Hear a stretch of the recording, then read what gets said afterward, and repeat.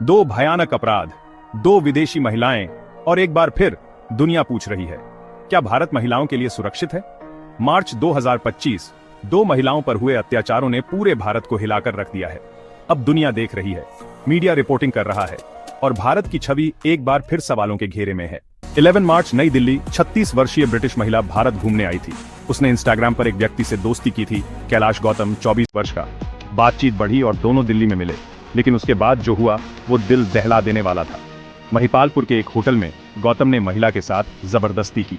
महिला किसी तरह भागने की कोशिश करती है, लेकिन जैसे ही वह लिफ्ट तक पहुंचती है, वहां मौजूद होटल का स्टाफ उसे छूने की कोशिश करता है।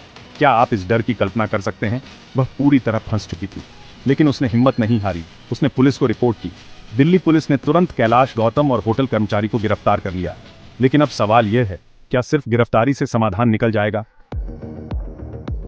5 दिन पहले 6 मार्च, हम्पी, कर्नाटक, एक 27 वर्षीय इजरायली महिला और उसका 29 वर्षीय भारतीय होमस्टे होस्ट रात में तुंगभद्र नहर के पास तारे देखने गए थे। यह एक खूबसूरत अनुभव होना चाहिए था, लेकिन यह एक भयावह त्रासदी में बदल गया। अचानक 3 आदमी आते हैं, महिला के साथ गैंगरेप करते हैं, पुरुष साथी की पिटाई करते हैं और फिर उन्होंने एक और पर्यटक, ओडिशा के एक युवक को नहर में धक्का दे दिया। वह डूब गया, उसकी मौत हो गई। पुलिस ने तेजी से काम किया और तीनों आरोपियों को गिरफ्तार कर लिया।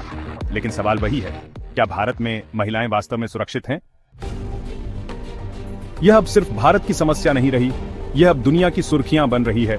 बीबीसी इसे भारत के लिए चेतावनी बता रहा है। स्काई न्यूज ने ब्रिटिश उच्चायोग के हस्तक्षेप पर रिपोर्ट किया है। गल्फ न्यूज विदेशी यात्रियों को सुरक्षा को लेकर आगाह कर रहा है। द गार्डियन सवाल उठा रहा है, क्या भारत अपनी महिलाओं की रक्षा करने में असमर्थ है? हर बार जब कोई विदेशी महिला भारत में हमले का शिकार होती है, तो टूरिज्म प्रभावित होता है, कानून व्यवस्था पर सवाल उठते हैं और भारत की छवि धूमिल होती है। आइए आंकड़े देखें। 2022 में भारत में 31,500 से अधिक रेप केस दर्ज किए गए, यानी हर दिन 86 रेप। और यह सिर्फ रिपोर्ट किए गए मामले हैं, कितने और होंगे जो दर्ज ही नहीं होते। समस्या सिर्फ कानून की नहीं है, समस्या मानसिकता की है। महिलाओं को इंसान नहीं, शिकार समझना बंद करना होगा।